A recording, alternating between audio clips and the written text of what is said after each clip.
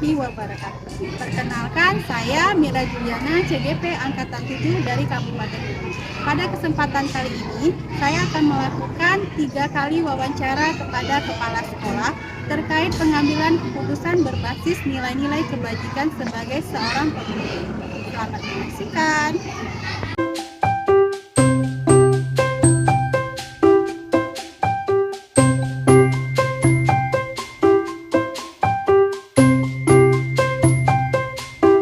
Pagi Ibu, apa kabarnya Ibu?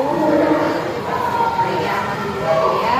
Sebelumnya saya berterima kasih kepada Ibu karena telah bersedia meluangkan waktu untuk diwawancara Ibu dalam rangka memenuhi tugas saya sebagai calon guru penggerak modul 3.1 pengambilan keputusan berbasis nilai-nilai kebajikan sebagai pemimpin.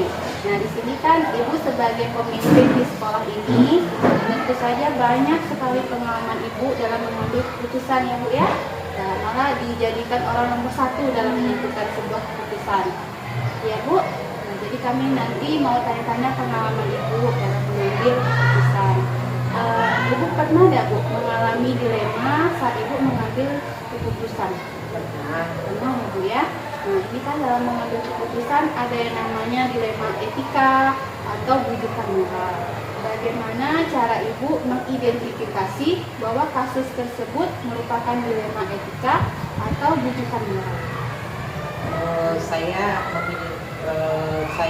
dalam mengambil keputusan itu mengidentifikasi dulu, melihat dari ciri-cirinya.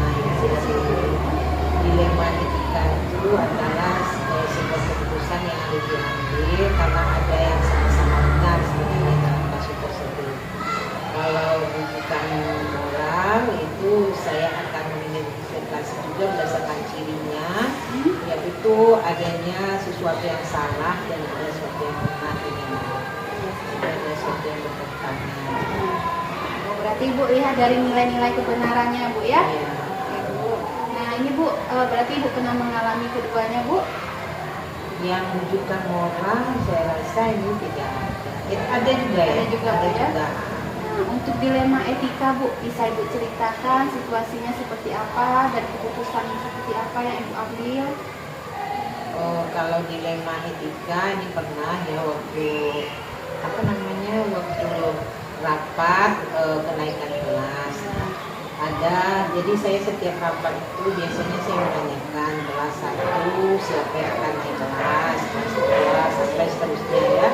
Kemudian dari yang disampaikan oleh guru biasanya ada seorang anak yang nilainya seharusnya anak itu tidak dinaikkan tetapi terpaksa dinaikkan karena faktor umur sudah terlalu lama mengulang di kelas yang sama, kemudian orang tuanya juga kurang mampu. Jadi sebenarnya seharusnya anak tersebut tinggal, tapi kalau tetap bersekolah, maksudnya tetap sekolah tidak dinaikkan, maka anak tersebut akan lama di sekolah ini dan juga kasihan memang orang tuanya melihat orang tuanya kan melihat anak itu sudah dengan teman-temannya itu sudah tidak seumuran lagi dan begitu. Itu ada pernah ya. Yang mungkin beda dengan teman-temannya ya, sudah besar, sementara teman-temannya masih kecil. Juga. Nah Ibu, apa langkah-langkah atau prosedur yang Ibu lakukan dalam mengambil keputusan tersebut? Dalam mengambil keputusan, biasanya saya itu bermusyawarah dulu. Tapi dalam langkah-langkah yang saya lakukan, pertama kita melihat dulu apakah keputusan yang kita ambil tersebut tidak merugikan siswa atau tidak merugikan keputusan itu harus berpihak kepada siswa. Nah, berarti keputusan itu yang terbaik adalah berpihak kepada siswa. Tapi kita harus juga perhatikan dulu bagaimana kita kenali dulu nilai-nilai yang ada dalam keputusan tersebut, apa yang bernilai baik, yang bernilai kurang baik. Kemudian kita juga tentukan pihak yang akan terlibat di dalam keputusan.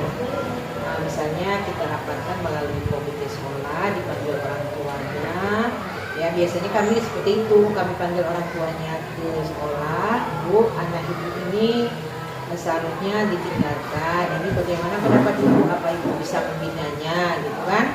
Kalau dinaikkan, apakah bisa dipicu semangatnya? Seperti itu, seharusnya seperti itu jadinya. Jadi kemudian, jadi kita harus memanggil orang tua dulu, memanggil guru kelas dan mungkin melibatkan juga komite sekolah.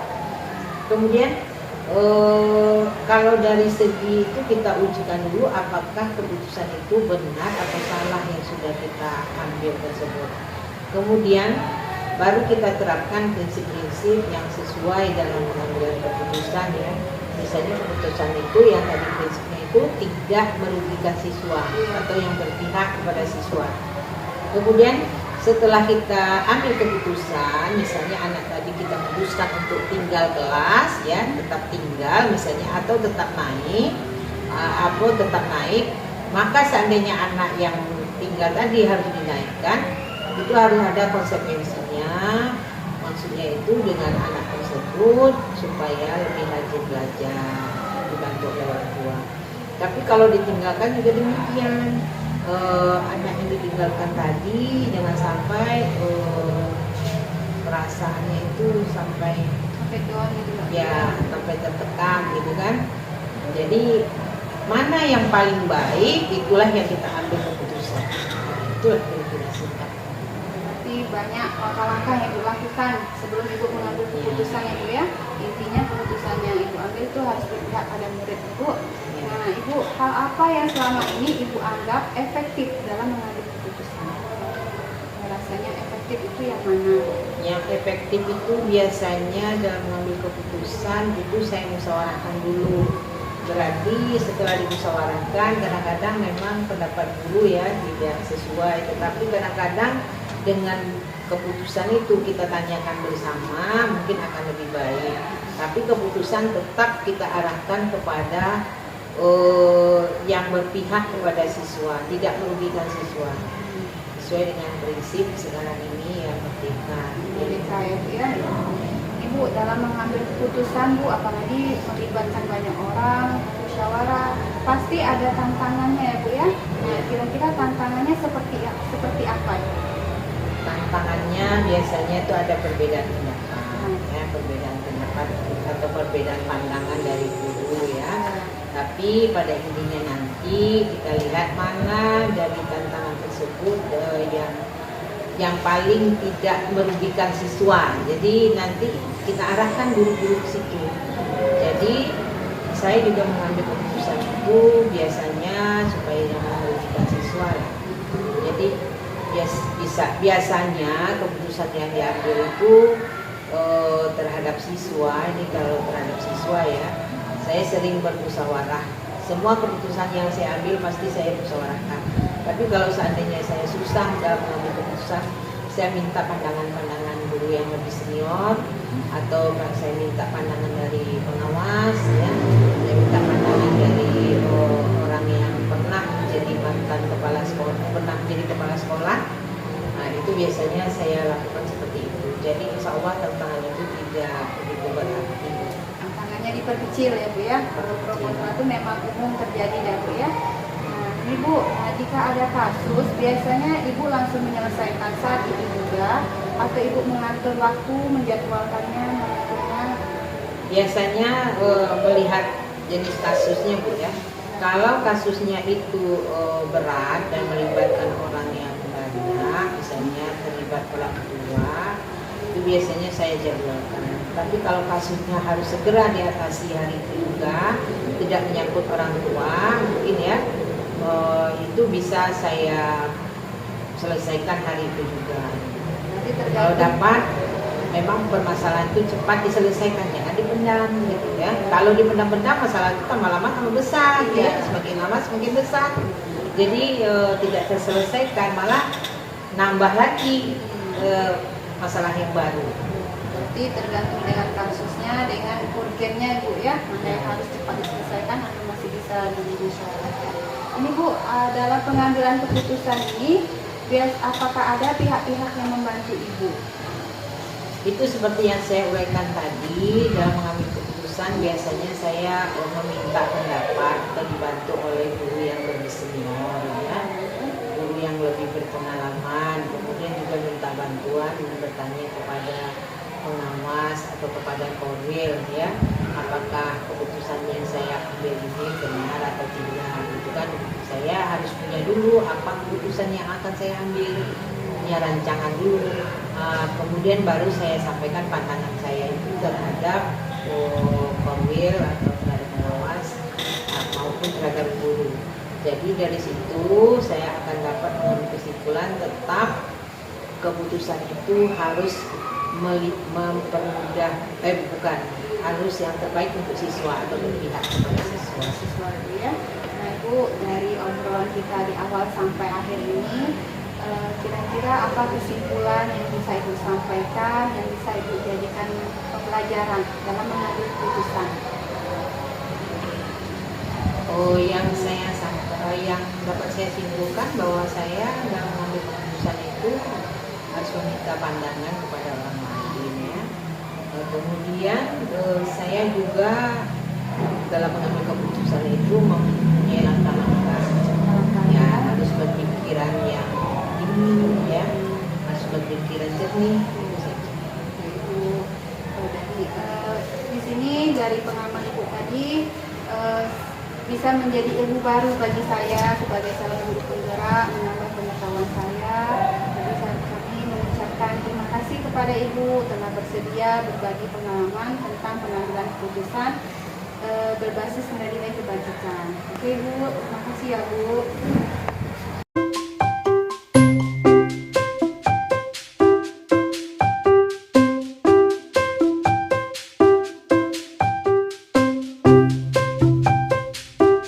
Selamat pagi Ibu. Selamat pagi. Apa kabarnya Ibu? Alhamdulillah sehat. Alhamdulillah ya.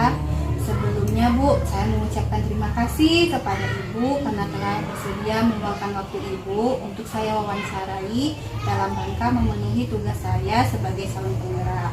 Nah, nanti wawancaranya ini Bu tentang pengalaman Ibu mengambil keputusan sesuai dengan nilai-nilai kebajikan.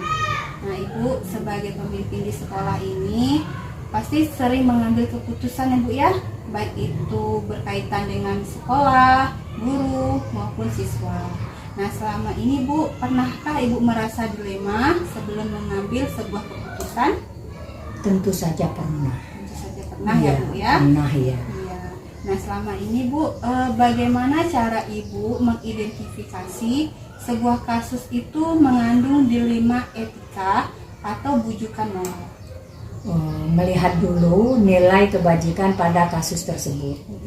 Jika pada kasus tersebut mengandung nilai yang sama-sama benar, hanya bertentangan, maka itu dilema etika. Sedangkan bujukan moral mengandung nilai kebajikan, satu benar dan satu salah. Berarti begitu cara Ibu mengidentifikasinya, perhatikan nilai-nilai yang terkandung Bu ya. Bisa Ibu ceritakan enggak Bu pengalaman Ibu saat mengambil sebuah keputusan yang bersifat dilema etika? Bisa.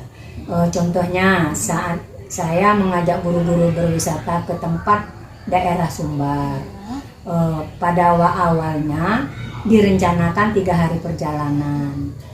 Berhubung hari Senin adalah hari efektif untuk mengajar, jadi kami mengambil keputusan hanya 2 hari perjalanan saja, sehingga hari Senin bisa kembali masuk sekolah. Berarti kasus dilemanya tentang mau jalan-jalan berwisata. Rencananya 3 hari, jadi 2 hari.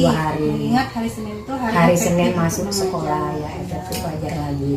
Ibu, saat Ibu mengambil keputusan tersebut, apa langkah-langkah yang Ibu lakukan? Langkah-langkah yang Ibu ambil yaitu bermusyawarah dengan guru-guru lainnya, apa yang sebaiknya dilakukan dan mengutamakan kepentingan murid. Tetap utamakan kepentingan murid ya Bu ya. Kepentingan murid yang kita utamakan terlebih dahulu. Nah, lalu Bu, hal apa yang selama ini Ibu anggap efektif dalam mengambil sebuah keputusan? Selalu tenang dalam mengambil keputusan.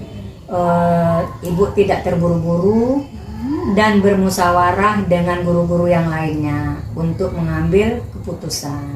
Ya, berarti kita harus tenang, tidak terburu-buru, mau melakukan musyawarah dengan guru lainnya. Iya. Ya.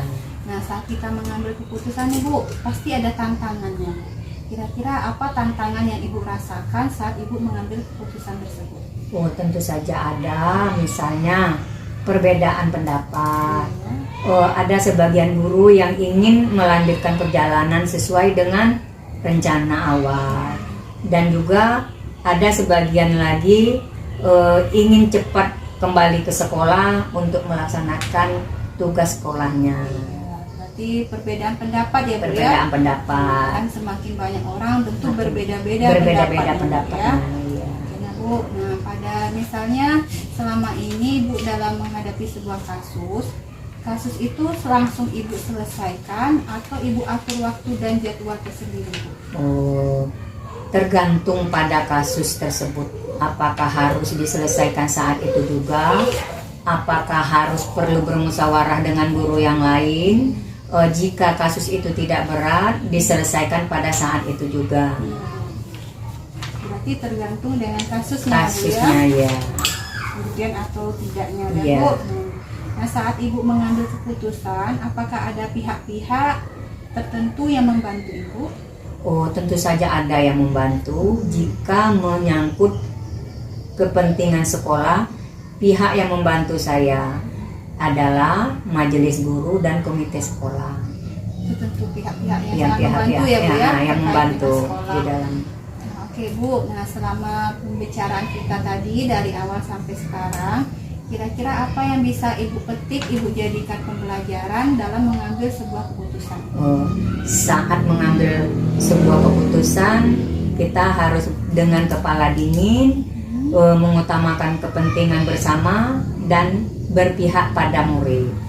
Ya, jadi pengalaman Ibu yang bisa jadikan pembelajaran itu selalu tenang, berkepala dingin, mengutamakan kepentingan yang berpihak pada murid. Pengalaman Ibu ini sangat berharga bagi saya, bisa menjadi pembelajaran bagi saya ke depannya. Bu, saya ucapkan terima kasih ya Bu ya. Iya, sama-sama. Ya, oke Bu.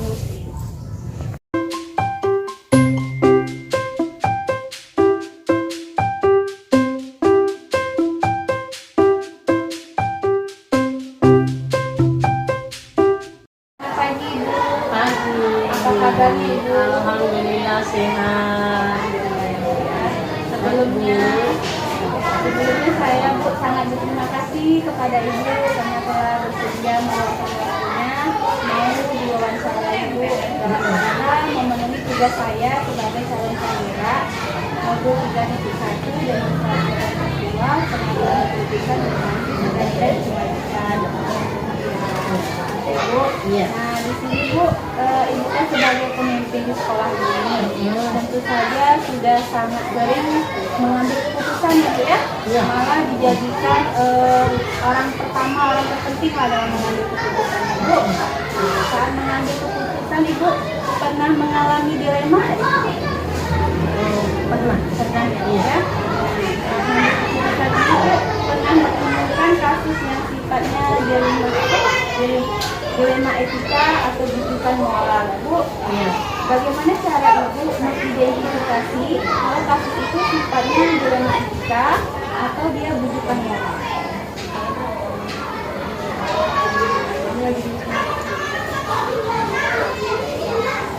Kalau masalah bujukan moral, itu Ibu ambil keputusan diajak dewan guru dulu. Panggil dewan guru di bawah satu ruangan, istilahnya untuk seperti orang rapat lah. Ya. Tentu adukan masukan dari ibu ini, wali kelas, guru kelas, apalagi guru studi seperti guru penjara, guru agama. Jadi setelah dimasukkan ini setelah itu tentu ibu yang memutuskan tentang yang dilema ini, tentu yang terbaik ibu ambil ya. Jadi semua ada masukan, jadi yang ibu ambil adalah yang terbaik, bisa memuaskan untuk seperti contoh lah untuk siswa kita yang mau naik kelas, ada anak yang mau naik kelas, tetapi anak ini kalau bagian akademiknya mungkin kurang, tetapi untuk masalah moral siswa ini kita anggap siswa ini benar karena kita kan moral ya.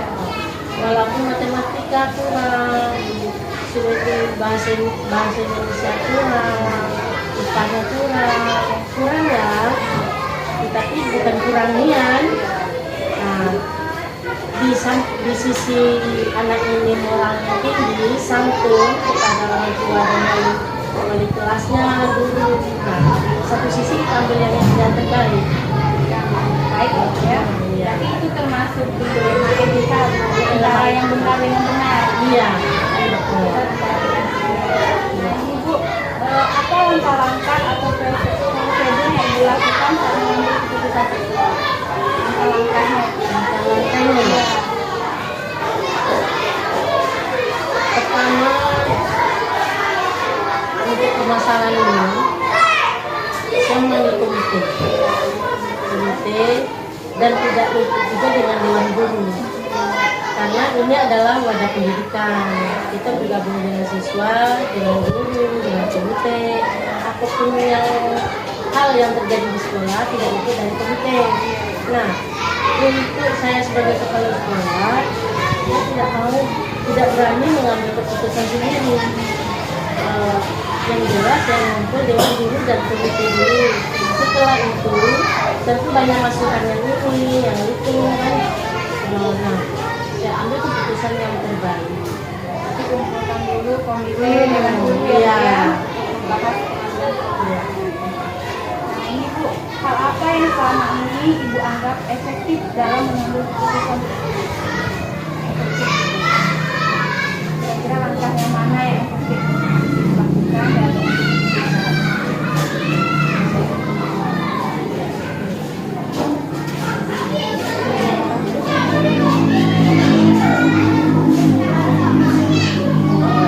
Jadi waktu mengambil yang efektif, tentu dewan guru menyampaikan berbeda pendapatnya. Tapi kalau guru itu jumlahnya 15 orang. Nah, 5 orang kan berbeda. Ataupun 10 orang ini sama jawabannya.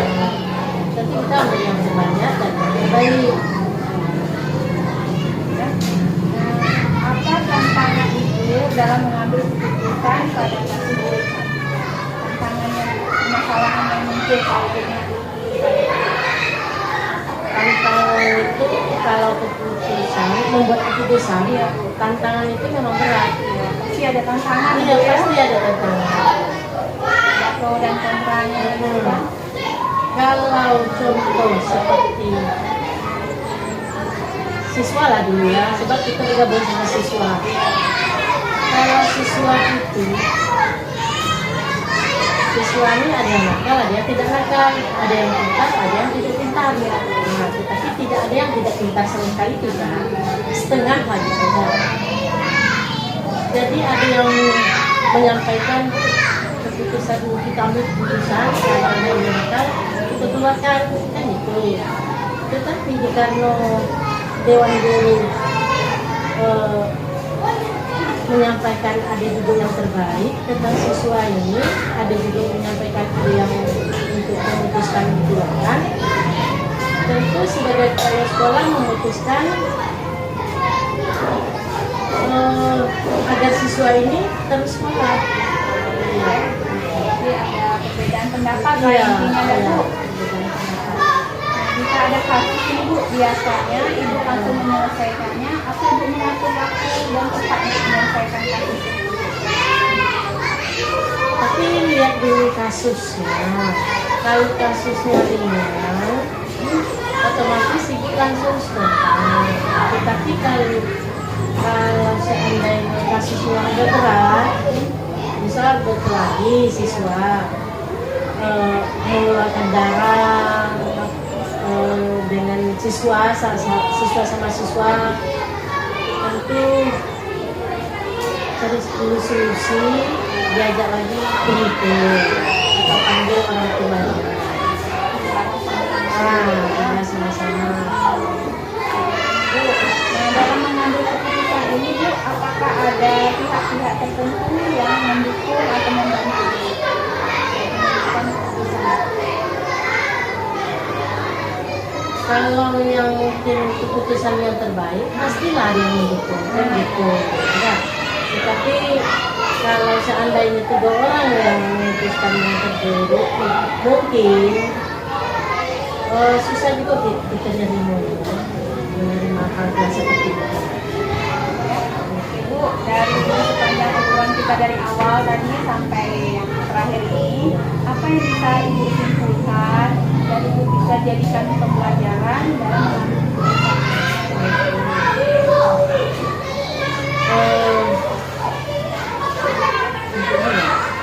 untuk Ibu ya? Mudah-mudahan ke depan kalau ada hal yang terjadi seperti yang kita temukan di sekolah, kita buat atau kita buat keputusan yang terbaik yang untuk keadilan. Oke Ibu, sudah selesai wawancaranya. Kami mengucapkan terima kasih kepada Ibu sudah mau berbagi pengalaman Ibu dalam mengambil keputusan sebagai seorang pemimpin ya Bu ya. Ini menjadi ilmu yang berharga bagi kami ya dalam tahap belajar ini. Oke Bu, kami pamit dulu. Terima kasih ya Bu. Semoga sukses ya. Ya.